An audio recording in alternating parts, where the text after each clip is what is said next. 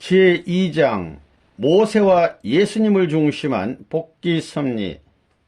아모스 3장 7절에 주 여호와께서는 자기의 비밀을 그 종 선지자들에게 보이지 아니하시고는 결코 행하심이 없으시리라고 하신 말씀대로 성서는 하나님의 권섭리에 관한 수많은 비밀을 간직하고 있습니다.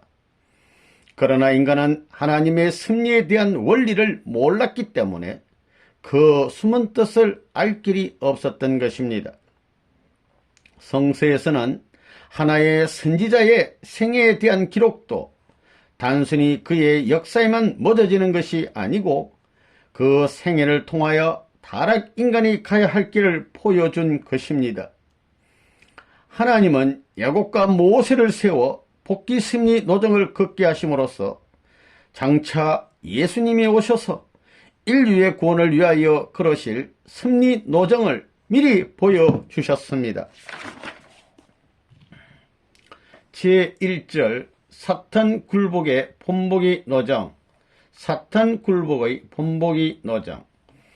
이삭 가정에 있어서 야곱이 사탄을 굴복시켜 나아가던 전 노정은 야곱에 의한 그 상징 노정을 형상적으로 걸어야 할 모세 노정이나 또 그것을 실체적으로 걸어야 할 예수님의 노정에 대한 전형 노정이었습니다. 그리고 이 노정은 이스라엘 민족과 전 인류가 사탄을 굴복시키면서 걸어가야 할 본보기 노정이기도 한 것입니다. 1.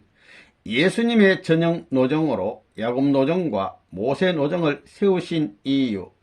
복귀 섭리의 목적 성취. 복귀 섭리의 목적은 궁극적으로 인간 자신이 그의 책임 분담으로서 사탄을 자연 굴복시키고 주관할 수 있게 됨으로써 이루어지는 것입니다. 예수님이 인간 조상으로서 메시아의 사명을 맡고 오신 것도 사탄 굴복의 노정을 개척하여 모든 성도들로 하여금 그 노정을 따라가게 함으로써 사탄을 자연 굴복해 하시기 위함이었습니다. 그런데 하나님에게도 순종 굴복하지 않았던 사탄이 예수님에게 순종 굴복할 리가 없으므로 하나님은 야곱을 세워 사탄을 굴복시키는 상징 노정을 본보기로 보여주셨던 것입니다. 모세는 이 야곱 노정을 본보기로 하여 그 형상 노정을 걸음으로써 또 예수님은 모세 노정을 본보기로 하여 그 실체 노정을 걸음으로써 사탄을 굴복시킬 수 있었습니다. 한편 또 성도들도 그 노정을 따라 걸음으로써 사탄을 굴복시키고 주관할 수 있게 되는 것입니다. 이 야곱 노정을 본보기로 하여 걸은 모세 노정과 예수 노정. 야곱 노정은 바로 사탄을 굴복시켜 나아간 노정입니다. 그리고 그 노정은 사탄이 침범했던 경로를 되돌아 나아가야 하는 것입니다. 이제 우리는 야곱 노정을 본보기로 하여 걸은 모세 노정과 예수님 노정을 살펴보기로 합니다. 1. 생명을 걸고 시련과 시험에서 승리. 인간은 원래 따먹지 말라 하신 하나님의 말씀을 생명을 걸고 지켜야 할 것이었습니다. 그런데 천사장으로부터의 시련을 이겨내지 못함으로써 타락되고 말았습니다. 그러므로 야곱이 가정적 가나안 복귀 완성자가 되기 위하여는 사탄과 생명을 걸고 싸우는 시련에서 승리해야 했던 것입니다. 야곱이 야복강에서 천사와 생명을 걸고 싸워 승리함으로써 이스라엘이라는 이름을 받은 것은 이것을 위한 것이었습니다.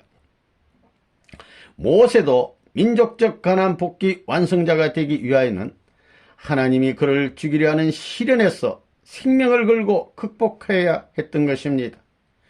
예수님도 세계적 가나안 복귀 완성자가 되기 위하여는 광야 40일 시험에서 생명을 걸고 사탄과 싸워 승리하셔야만 했던 것입니다.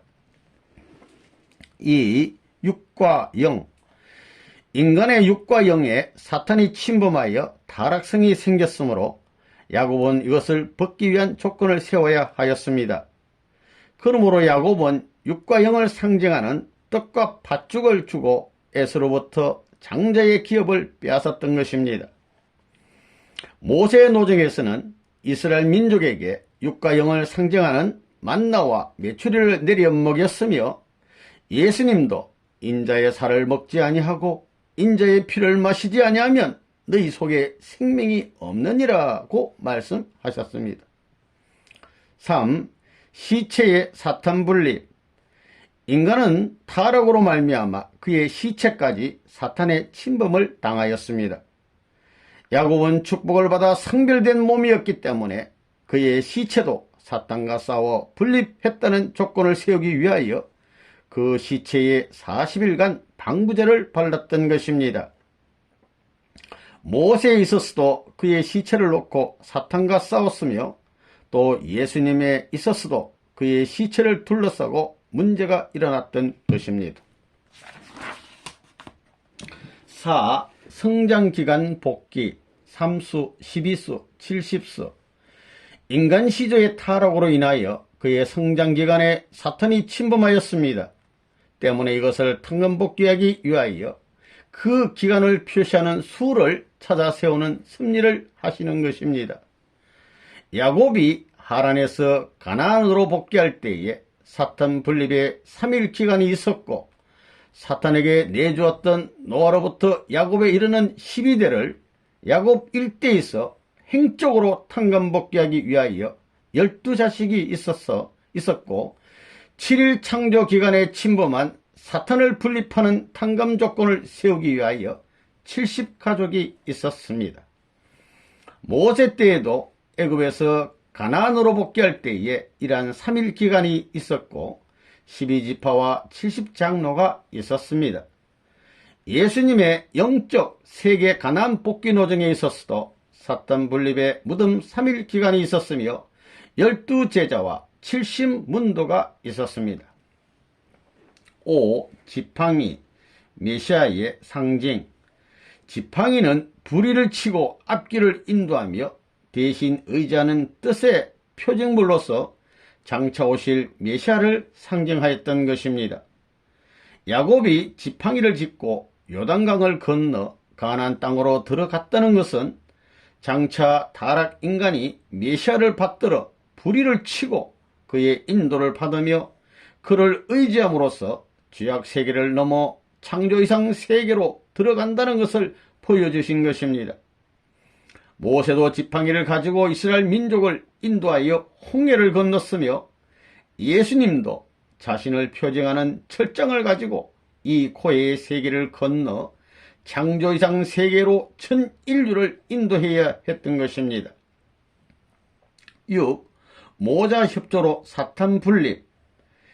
헤와의 범죄가 죄의 뿌리를 이루었고 그의 자식 가인이 아벨을 죽임으로써 그 열매를 맺었습니다. 이와 같이 모자로 말미암아 사탄이 침범하여 죄의 열매를 맺었으므로 탕감복귀 원칙에 의하여 모자로서 사탄을 분립하여야만 되는 것입니다. 야곱이 축복을 받고 사탄을 분립하였던 것은 그 모친의 적극적인 협조가 있었기 때문입니다. 모세도 그 모친의 협조로 사지에서 헤어나와 하나님의 뜻을 받드는 자리에 나아갈 수 있었습니다. 예수님 때에도 그를 죽이려던 헤롯 왕을 피하여 애굽으로 피난한 그 모친의 협조가 있었던 것입니다. 7. 사탄 세계에서 하나님 세계로 복귀. 복귀 승리의 뜻을 이루는 중심 인물은 사탄 세계에서 하늘 세계로 복귀하는 노정을 걷지 않으면 아니 됩니다. 그러므로 야곱은 사탄 세계인 하란에서 가나안으로 복귀하는 노정을 걸었습니다. 모세는 사탄 세계인 애굽에서 가나안으로 복귀하는 노정을 걸었으며, 예수님도 출생하자마자 애굽으로 피난 갔다 돌아오셔야 했던 것입니다. 8. 사탄을 완전히 꿰멸. 복귀 승리의 최종적인 목적은 사탄을 꿰멸하는 데 있습니다. 그러므로 야곱은 우상을 상수리나무 아래에 묻었고, 모세는 금송아지로 된 우상을 부수어 그 가루를 물에 뿌려서 이스라엘 민족에게 마시게 했습니다. 예수님은 그의 말씀과 권능으로 사탄을 굴복시킴으로써 이 죄악 세계를 진멸하셔야 하는 것입니다.